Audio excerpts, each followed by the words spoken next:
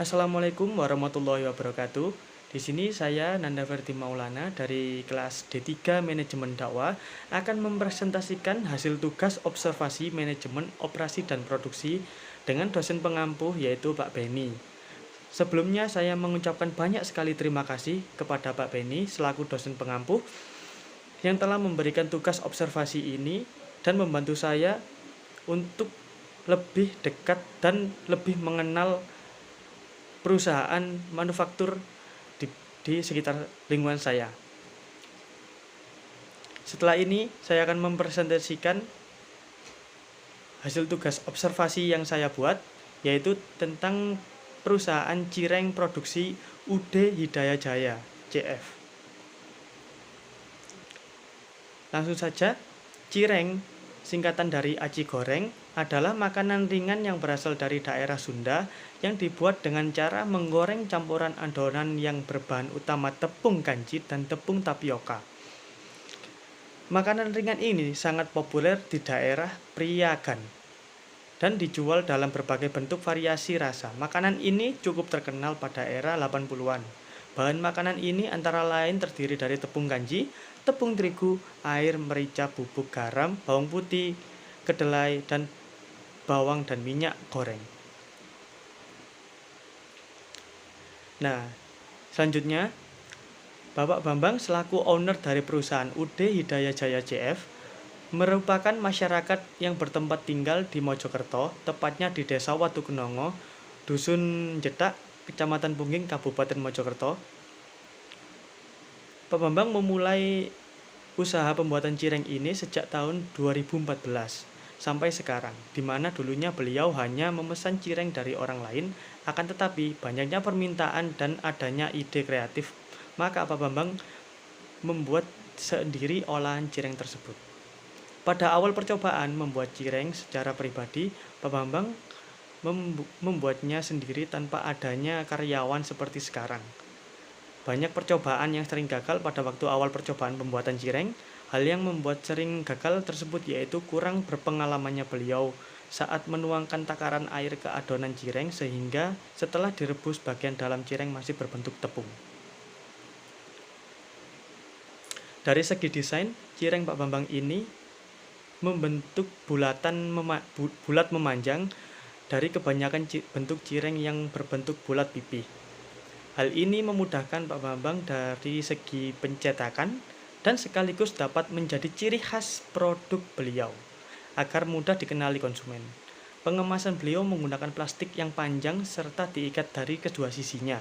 Penggunaan plastik ini bertujuan agar ketika cireng direbus dapat dilihat tingkat kematangannya dari luar. Meskipun hanya menggunakan plastik, cireng memiliki Pak Bambang ini tetap terlihat rapi dengan menampakkan sisi dari cireng tersebut. Jadi, para konsumen dapat mengetahui kualitas produk beliau yang memang sepertinya setiap hari masih fresh. Akan tetapi, ada sedikit kekurangan dalam pengemasan yang dilakukan oleh Pak Bambang terhadap cireng tersebut. Dikarenakan kemasan dari plastik, maka cireng tersebut tidak bisa ditumpuk dengan barang yang berat atau jatuh ke tanah. Karena jika itu sampai terjadi maka cireng tersebut akan pecah.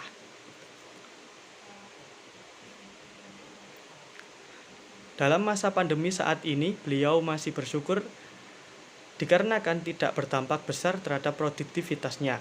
Akan tetapi ada pelanggan luar kota yang terkena dampak dari pandemi karena pelanggan tersebut tidak bisa memesan cireng dari Pak Bambang.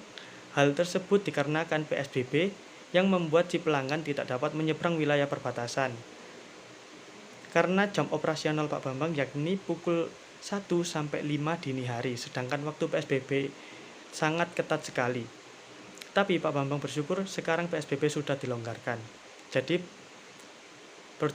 produktivitas bisa berjalan sesuai dengan yang dulu. Untuk biaya produksi, beliau mengatakan bahwa pada saat awal pembuatan cireng, Pak Bambang membutuhkan modal sekitar 250.000 untuk membeli 2 sak tepung tapioka dan 1 tepung terigu. Awal pembuatan cireng beliau memproduksi 100 sampai 150 biji cireng sehari dengan estimasi waktu lama pengerjaan 5 sampai 3-4 jam.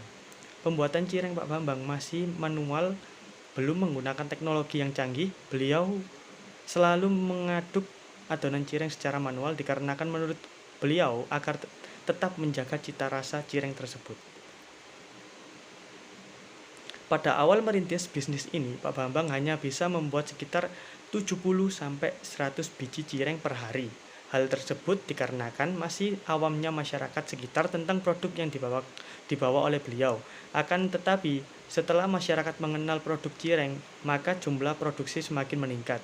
Dari yang awalnya 70-100 cireng menjadi 150-200 biji cireng sehari. Bahan-bahan yang dibutuhkan dalam pembuatan cireng yakni tepung terigu, tepung tapioka atau kanji, penyedap rasa, bawang putih, pewarna makanan, air.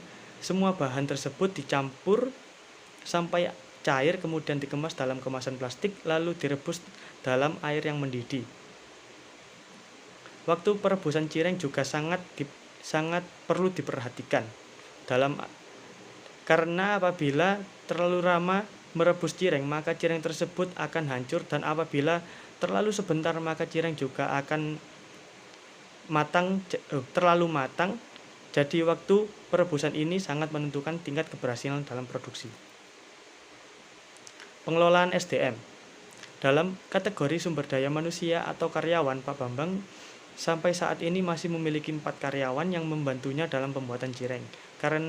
Dikarenakan dalam produksinya Pak Bambang juga membuat olahan kulit pangsit dan somai, serta ada juga bawang merah dan bawang putih. Hal tersebut memang sudah direncanakan oleh Pak Bambang untuk terus berkembang serta memperluas pasar produksinya. Informasi yang saya dapat dari Pak Bambang setelah melakukan observasi dan berbicara santai dengan beliau, yakni ternyata seorang pengusaha harus berani mengambil resiko dan dapat memanfaatkan peluang sebaik mungkin. Pak Bambang juga orang yang ambisius dalam mencapai tujuan. Hal tersebut terbukti dalam usaha yang dilakukan oleh beliau sangat berkembang pesat dan memiliki jangkauan pasar sampai ke luar kota. Hal yang sering menjadi kendala dalam produktivitas beliau yaitu kurangnya istirahat, dikarenakan pelanggan yang memesan terlalu banyak, dan jika beliau libur dengan waktu yang lama maka para pelanggan akan mencari toko lain. Oleh karena itu, waktu istirahat beliau sangat sedikit. Beliau juga memiliki 2 orang anak yang masih harus menempuh pendidikan. Hal tersebut yang membuat semangat beliau tidak ada habisnya. Nah, ini adalah dokumentasi dari Pak Bambang. Sekian dari saya. Kurang lebihnya mohon maaf. Wassalamualaikum warahmatullahi wabarakatuh.